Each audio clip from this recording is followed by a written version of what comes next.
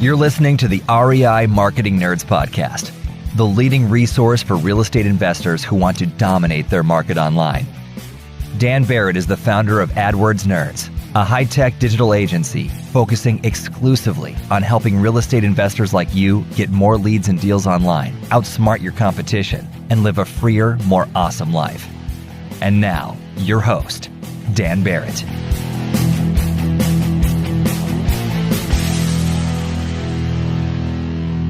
Hello, everybody, and welcome to this week's REI Marketing Nerds podcast. How are you? As always, this is Daniel Barrett here from AdWords Nerds.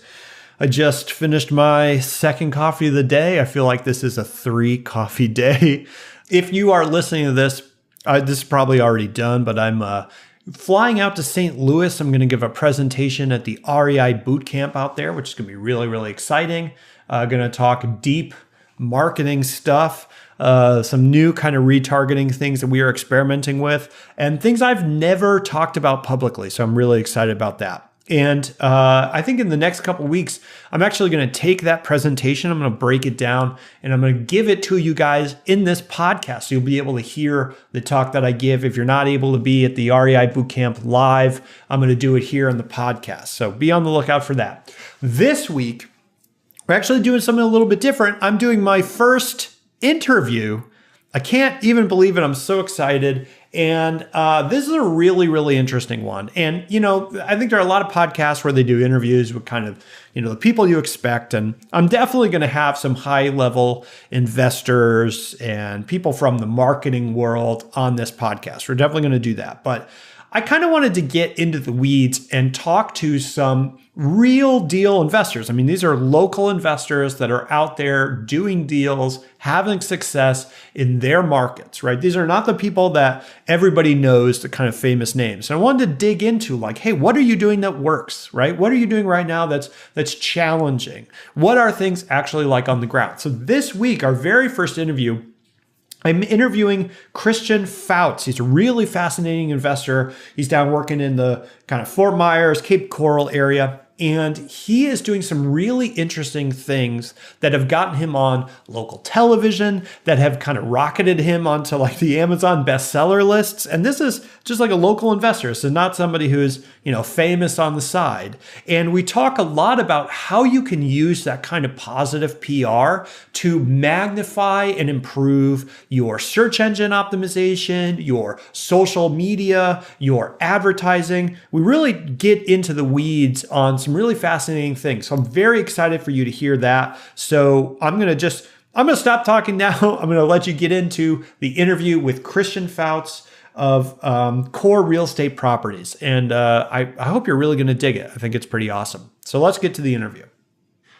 All right. Hey, everybody. It's Dan here. I'm here with Christian Fouts. He's here from Core Real Estate Properties. They're doing investing down in Fort Myers and Cape Coral. Christian, what's up with you, man? How are you?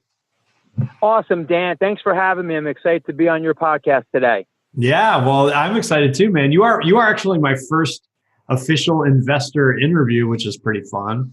That's awesome. I'm looking forward to it. Before we jump too straight in, because we have got some strategic stuff I want to get into, and I want to get into some marketing stuff. It'll be pretty fun. Give me a little bit of background on you and your company, the kind of investing that you do. Sure, Dan. We consider ourselves one of Fort Myers' premier real estate investment companies. We predominantly work with area wholesalers where we find properties that we're fixing and flipping. I teamed up with a local wholesaler, Stephen Mangione, and him and I are working together and doing our own wholesaling deals in-house as well. So you kind of teamed up with a wholesaler. So where was your background? Your background wasn't in wholesaling. So how did you get started in the whole real estate game? My story goes back a little further. I have a law degree, and while I was in law school, I worked for an attorney, and he did bankruptcy and landlord tenant. So I did a lot of the intake work, and I saw people who were facing bankruptcy, and their houses were going to be in foreclosure. And I saw that they didn't seem to have any route or avenue to try to sell their property before it got to that stage. That kind of originally planted the seed with me to get involved in real estate investing and working with distressed sellers. It's weird, man. Like a lot of people in real estate seem to have been involved in law beforehand. So were you not into the whole lawyer thing? Because like that seems pretty intense to get the law degree and everything. Absolutely. I mean, it's a ton of work, 3 years of additional schooling after college, and then you sit for the bar exam, which is a grueling experience. And, I put myself through even further torture by taking both the New York, New Jersey bars, which I passed. So that kind of planted the seed. And, I had a background, doing real estate law.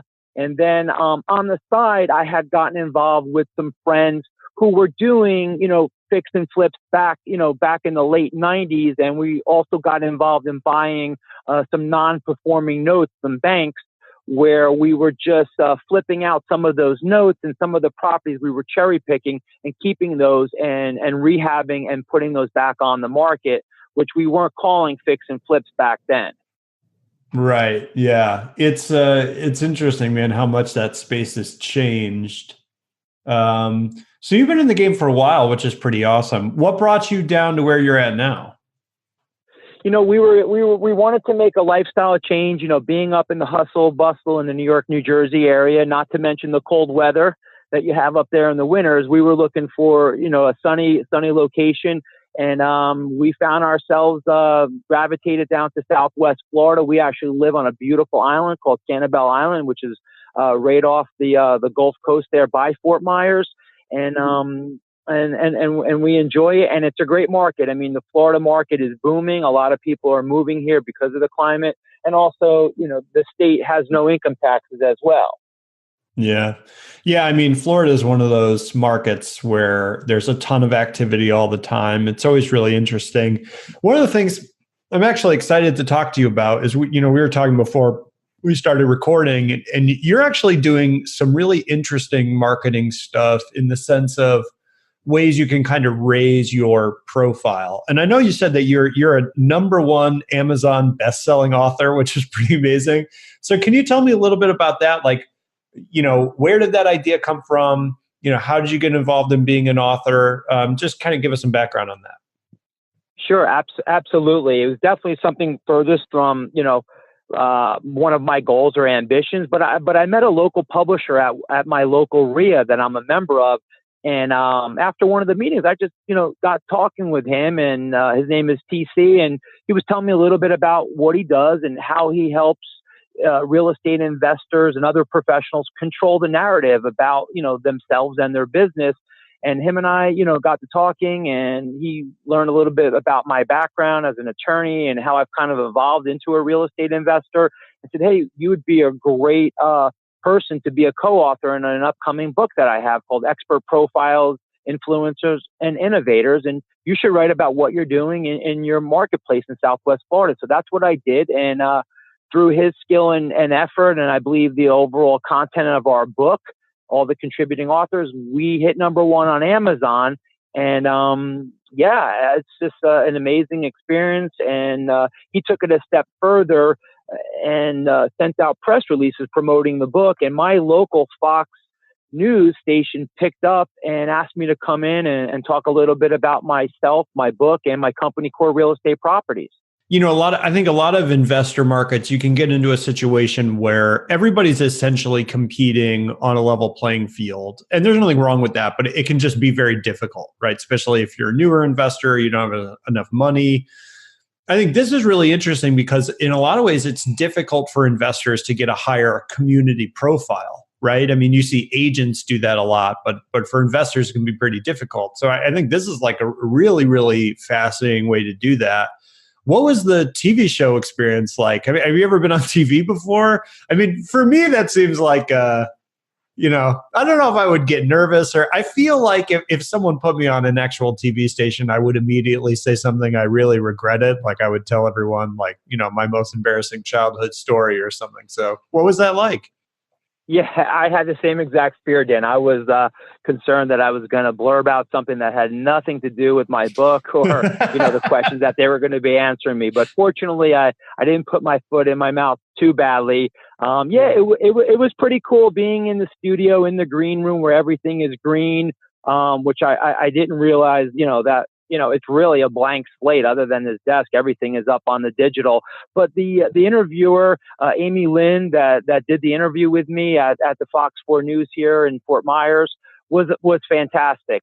Put it at ease. We talked a little bit about my company and what I'm doing and some of the questions that she was thinking about asking. It went pretty smoothly. The first taping we did was the presentation of me receiving my award for being a #1 best-selling author on Amazon. And then the second interview we did on a couch, a little bit more relaxed setting, sitting down and kind of just talking about, core real estate properties, what we're doing, how we're helping homeowners in our area, how do we work with them, how do we gain their confidence and their trust. It was a great experience, and I think I got my point across on what we're doing and how we work with our sellers. And I think the one main point was I found based on my experience that it's really not so much how high your offer is; it's more how you present your offer.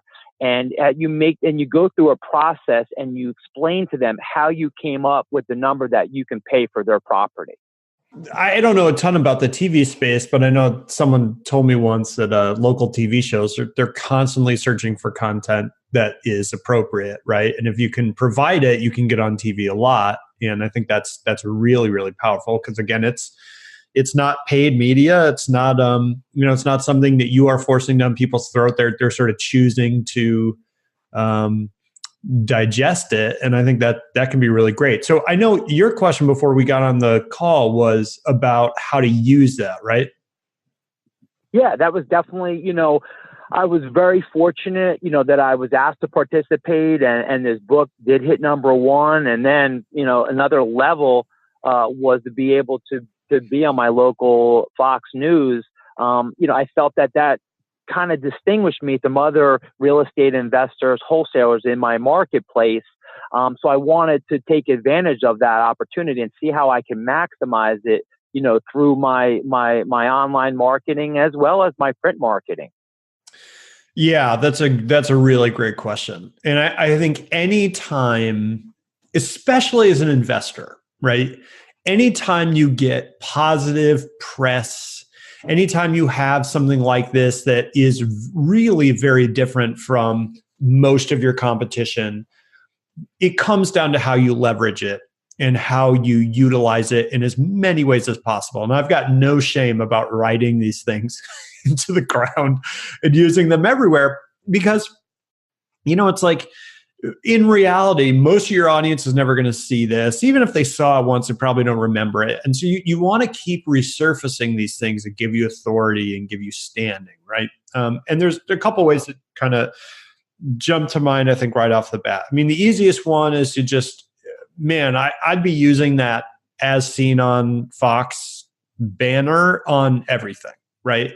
This is a real basic kind of landing page thing or website thing, but all these kind of little authority boosters, typically when I'm working with SEO students, right, people come into the mentorship program, I'm usually going to say like, you're joining the Chamber of Commerce, you're joining the Better Business Bureau, not because I really care about those things, because I think from a purely kind of like, did they send you leads standpoint, they're probably not worth all that much. It's more about the authority boost because putting those logos, putting that Better Business Bureau A+ rating or that as seen on Fox News kind of logo on the website increases your conversion rate. That's a very demonstrable, very reliable finding.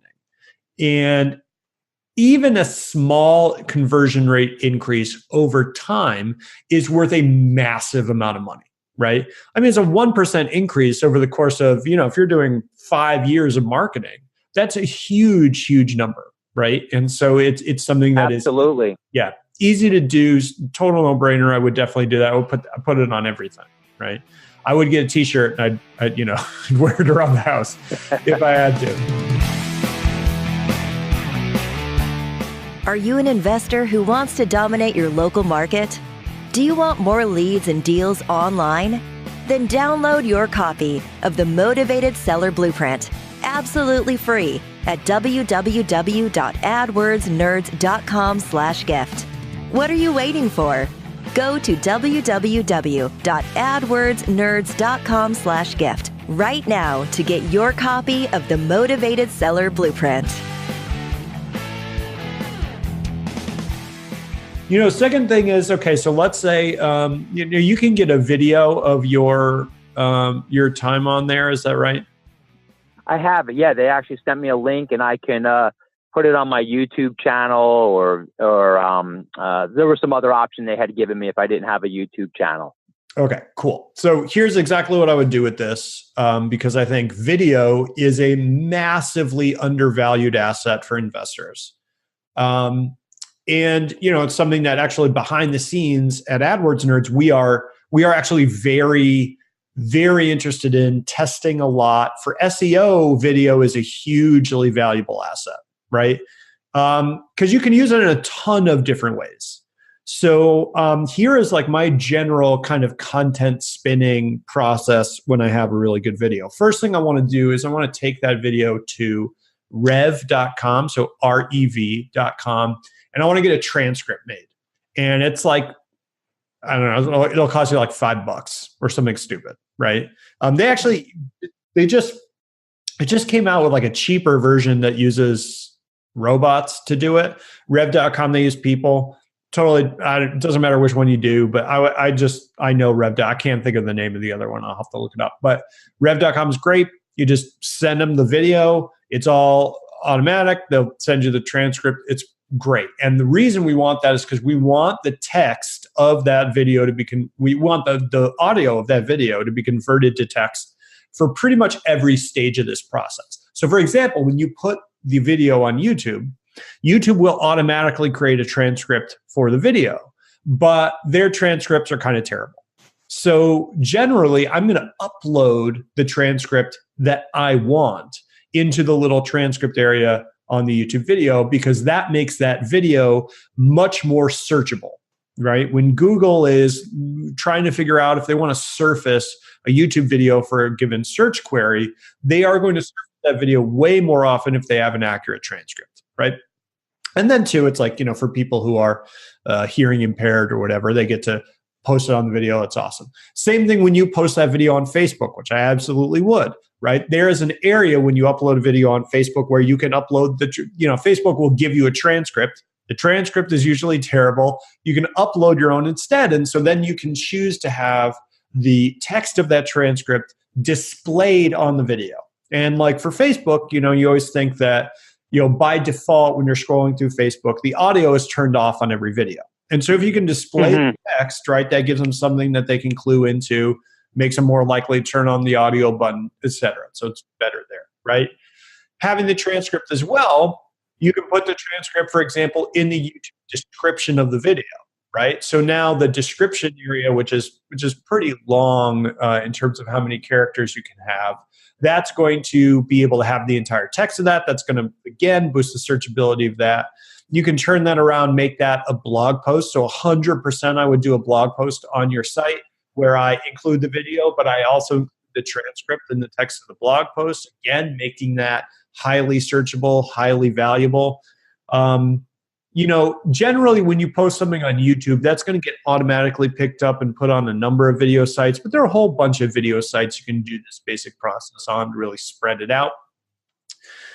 Something you might think about doing is making a special version of this, right? So you might, for example, go on Fiverr, which is Fiverr.com, and just request someone to edit the beginning and the end of the video. So for example, I might say like, hey, can you put my website and phone number on the bottom of this video? So it's still the Fox video, but you're displaying your phone number on the bottom. So if someone sees the video and decides to call you, they can just do that straight from the video, right?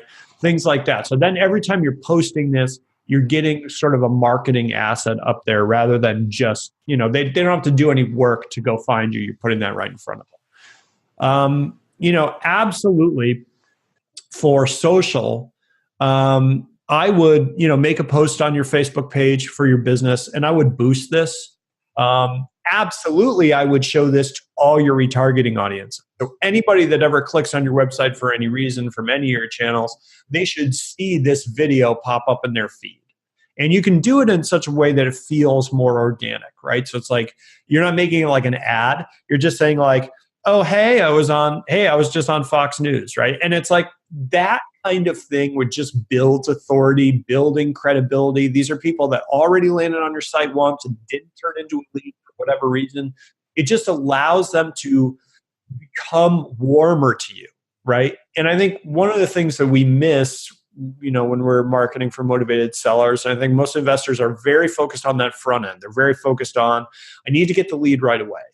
And in reality, where a lot of the money is in this idea of, you pay to get that person in your audience, whether it's a retargeting audience or they're on your email list or whatever, and you've got to warm them up to get them to the point to where they're willing to call you. Like the fact of the matter is, most people are afraid of calling investors, right? They're just terrified that I'm going to get you on the phone and you're going to convince me to sell my house to you for $1 somehow, and I'm going to feel weird, and it's going to be like very pitchy and high stress, right?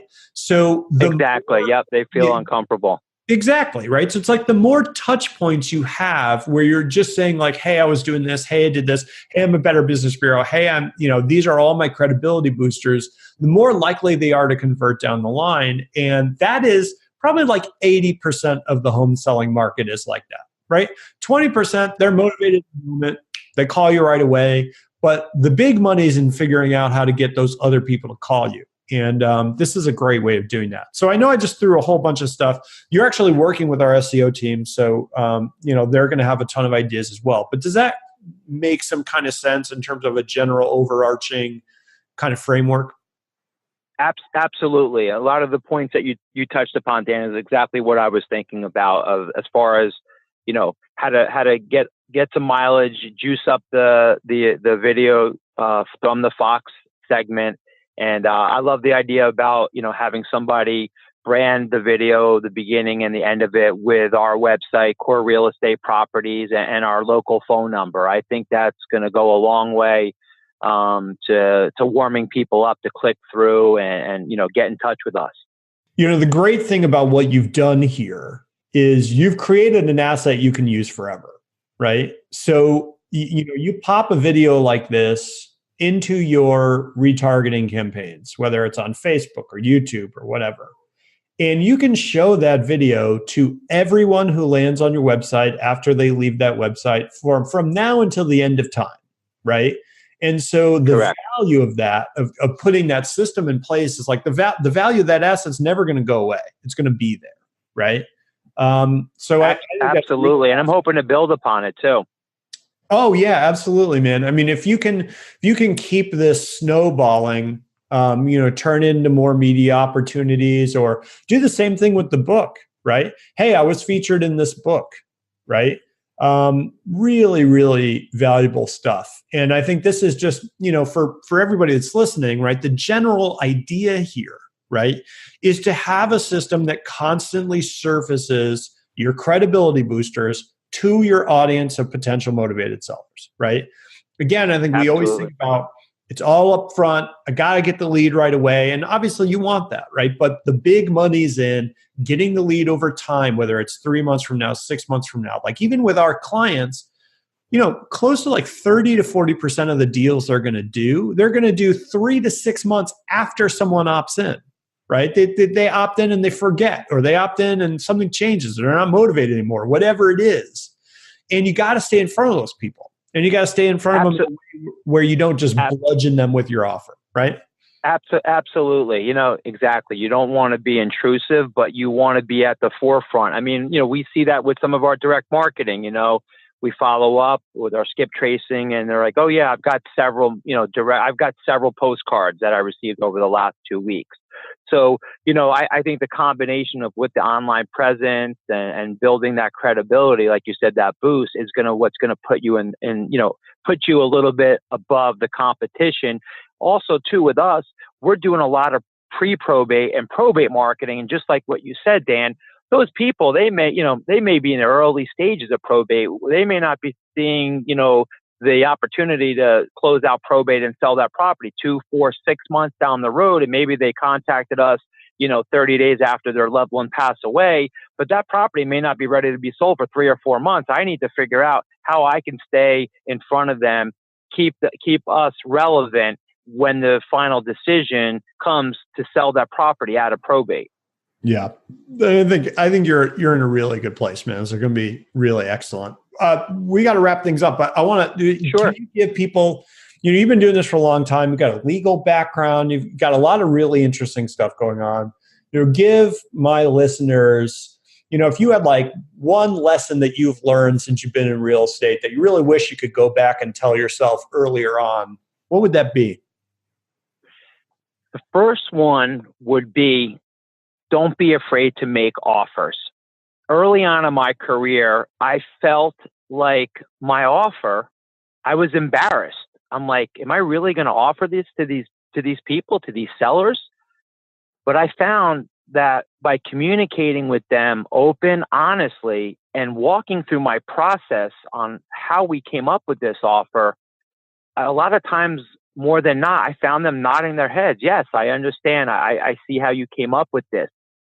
It wasn't pie in the sky. And, looking back on hindsight, I had no reason to be embarrassed about my offer. That's from a business standpoint, what we could do to help them out of this financial situation that they were confronting. Yeah, I think that's a really amazing point. And it's interesting, man. That's the more upfront you are with your process and how you get to your offers and the fact that you have an offer to begin with, right? The more accepting people are. It's when you try to hide that people get weirded out, right? Exactly. And it goes back, Dan, to that honesty, that upfront and open communication. Are you calling to buy my house? Yes, I am. I'm calling here to talk with you to see if we can find a solution to help you out of your situation.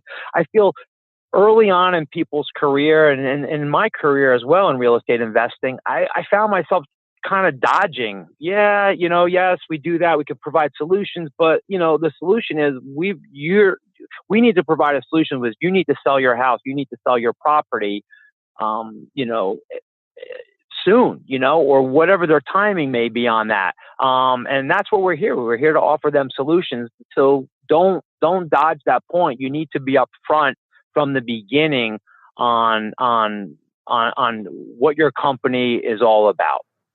Yeah, I love that, man. That is fantastic. So, hey, if people want to follow up with you and they want to find you online, where's the best place to do that? Sure. Hit us up on our website, Core Real Estate Properties with an S on the end.com. Or you can hit me up at Christian, CHRISTIAN at corerealestateproperties.com. If you have any questions, anything I can help out, I love to teach people as far as, lessons that I learned, and, I make myself available. So please feel free to reach out to me. Awesome, man. Well, hey, it was a real pleasure, dude. I'm so excited for the stuff that you got going on. I'm looking forward to working with you in the future. Absolutely, Dan. Thanks again for having me on your podcast. It's been wonderful. All right. Cheers, Christian. Bye. Take care. All right, guys, that was it for my interview with Christian. I hope you got a ton of value out of that. I thought it was really, really fascinating. The guy's doing some really interesting things that I think a lot of other investors can learn from. As always, guys, if you're listening to this, please give us a positive review. If you got some value, subscribe to the show. That helps other investors find the show, and I'd really appreciate it. And as always, you can find me at the Facebook group that we run, the REI Marketing Nerds Facebook group. That's at adwordsnerds.com/group. That's adwordsnerds.com/group. I'm in there every single week doing free trainings and answering questions and all sorts of fun stuff. So guys, I hope you had a great great week. I hope you are going to have a great week going forward. Be on the lookout for my next series of podcasts where I'm going to break down my presentation at the REI Bootcamp. And as always, have an awesome rest of your day. Talk to you soon. Cheers.